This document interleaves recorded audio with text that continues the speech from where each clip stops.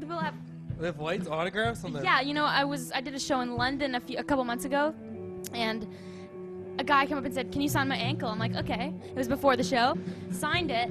At the end of the show, when I was at the merch table meeting everyone, he came up and it was tattooed on him. Within that amount of time, he got it tattooed. It looked awesome. It was really cool. That's pretty awesome. A couple other people have gotten them too. I'm just like, the pressure's on too. Now when I sign people, I'm like, I know, it could be a tattoo. We gotta make sure that signature's nice and neat. Yeah. That's cool. It's really flattering. It is pretty flattering, I would say.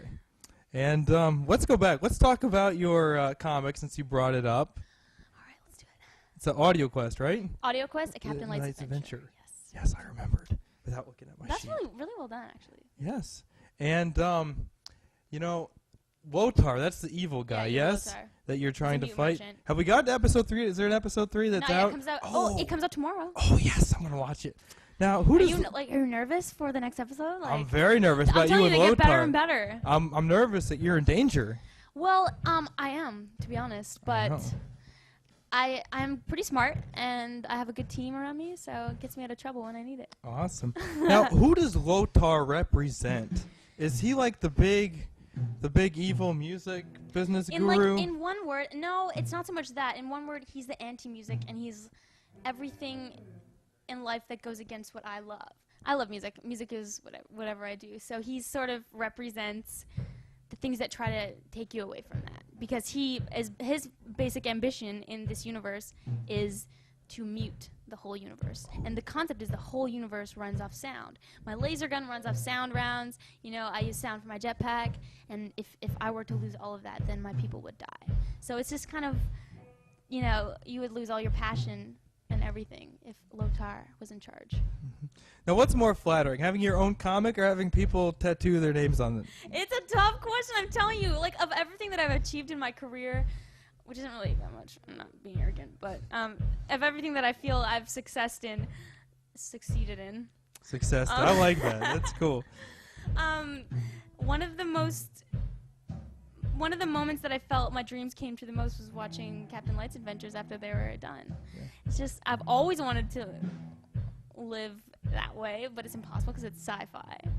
So it's happening for me, even when it's impossible. Yeah.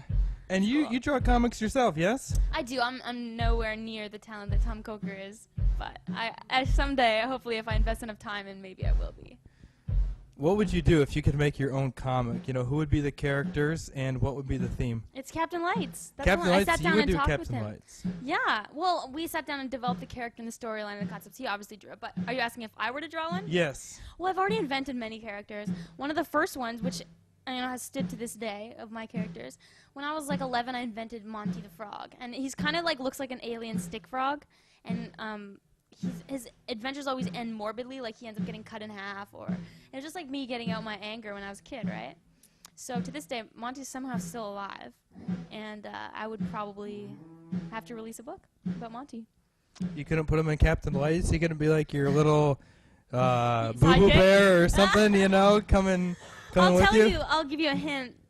Captain Lights does achieve the sidekick, figure, but I'm not going to tell you who it is. It's actually quite a twist. Oh. So I'm really looking forward to this because I watched the first 2 episodes and I was like, you're like nervous. This is pretty right? intriguing. And every episode ends in me going, damn. Damn, I love that. Because I do it all the time. It's like Jack Bauer style. Do you watch 24? No, I don't. How does he end his episodes? Well, no, it doesn't end him like that. I love Kiefer Sutherland. But he's always like, damn it. Oh. All the time. And so when I saw you go damn like twice, I'm like, hey. Every episode, or like if it's good, it'll be like, damn. When I was doing the voiceovers, I probably said damn 500 times. Just different versions of it. Really? Just like, to make it work? Damn.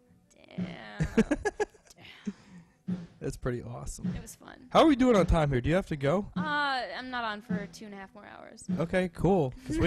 That's exactly how much time I wanted to keep going with you here.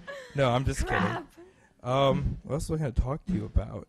Oh, the Warp Tour. You were on the Warp Tour. Yeah. And how did that end up for you? It was awesome. I was only on the first month, but it was really, really fun. We actually played Cleveland as well. I know, I saw you there. And last year, too, we played Cleveland 2 Warp Tours in a row. Yeah, and I remember you telling me that you played Detroit and Cleveland your first year. I mean, how bad is that, going like to the worst 2 cities in the country? It was rough, I'm telling you. And I thought, and I was sick, and in those days I had a huge cold sore. So I was like, This is the last day that I feel like being on stage, but I did, and then after I felt like a champ because I was like, if I can live through that, then I can live through anything. Then I found out I was going to be on Warped Tour for a whole month, and I was like, crap. But it turned out really well. It was so much fun. Not at all like being in a van on Warped Tour. We shared a bus with another band, so it makes things a million times easier. The drives are so long that like by the time you get there, you have to load on, and you could be playing at 11 in the morning. Were you in one of the slave ships, or did you just like share a bus with a band? We shared a bus with another band. Oh, that's not too bad. No, it you wasn't were like bad on the at all. 36 and the 12 bunk? No. We've got enough crew that we have a bus. So. Oh, cool. I mean, there's the two guys in my band, and then my tour manager and our front of house guy. Right. So I mean, if we were split up all across the the grounds, it might be a little hard. Warped Tour was awesome though. Honestly, it's so amazing. I couldn't have asked for it to be better. I mean, it's a punk rock tour, right? I didn't know how they were gonna take electropop. Well, they accepted the Millionaires, and if they took them, they can take you, because they were.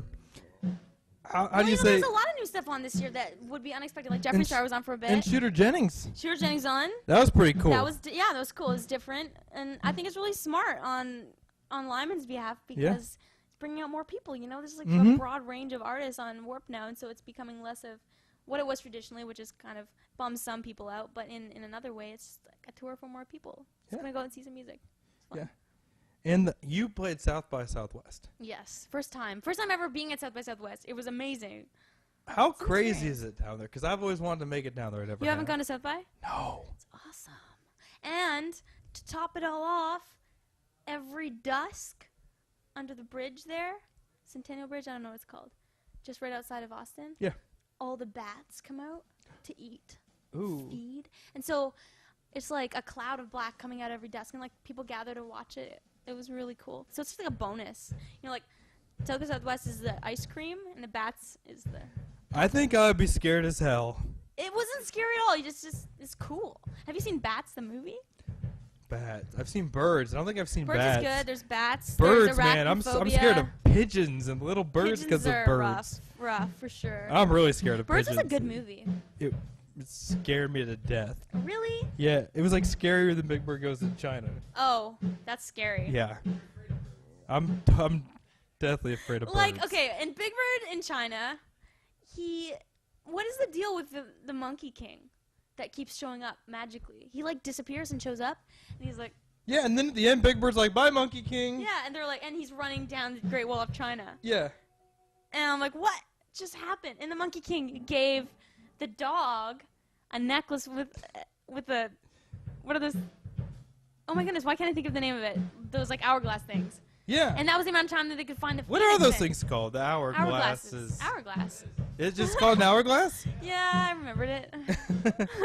It was just weird, and I mean, we watched it half on mute, which allowed us to come up with our own storyline, which made it worse. Did you like spin like Dark Side of the Moon while you were listening to it? Pretty much. Like, like there was like a dance mix going on in the background, so like Friendly Fires was playing and stuff. I'm just like, okay, this is working. The knife comes on, it's like dark, and Big Bird's like running with a bunch of little kids, and it was bizarre, but it was a good movie. That was like my favorite movie. I have to see that movie 1,000 times. I've definitely not seen it that many times, but so you know what movie I've seen that many times? Wait, let me guess. No, I can't. Okay, go ahead. Beauty and the Beast. That's a the good one movie I've watched so many times. And what happened to the Disney flicks? Because I mean, they had Beauty and the Beast, they had Aladdin, I know. and they had The Lion King, and then it went to shit. They had a ton of great stuff. Yeah. The Little Mermaid, Pocahontas. Was that even Disney? No, yeah, Pocahontas was after dude, the. John Smith was George Clooney.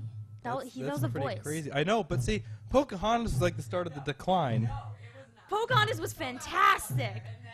That was great. Literally, I wrote one of my favorite songs that I've written called "Strange Clouds" based on that movie, where she's like.